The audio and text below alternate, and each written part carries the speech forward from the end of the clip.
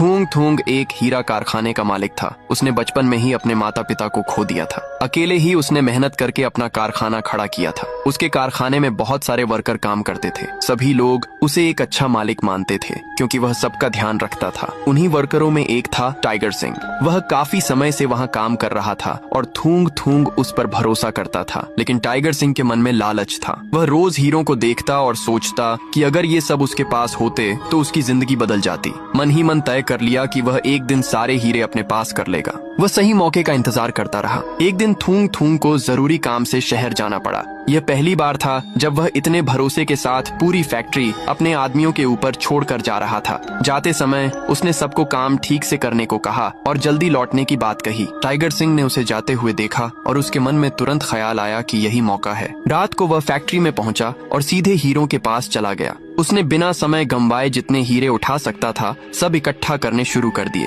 थोड़ी ही देर में उसने बड़ी मात्रा में हीरे अपने साथ ले लिए और वहां से निकल गया। उसे लगा कि अब कोई उसे नहीं पकड़ सकता और वह अपने प्लान में सफल हो गया है। अगली सुबह जब थूंग थूंग वापस आया तो उसने देखा कि फैक्ट्री से सारे हीरे गायब हैं। ये देखकर वह पूरी तरह से हिल गया। उसकी समझ में नहीं आ रहा था कि यह कैसे हो गया। उसने कभी सोचा भी नहीं था कि उसके अपने लोग ही उसके साथ ऐसा कर सकते हैं। वह अंदर से टूट चुका था क्योंकि उसके लिए यह सिर्फ हीरे नहीं थे बल्कि उसकी सालों की मेहनत थी। उसी समय पुलिस वहां पहुंची।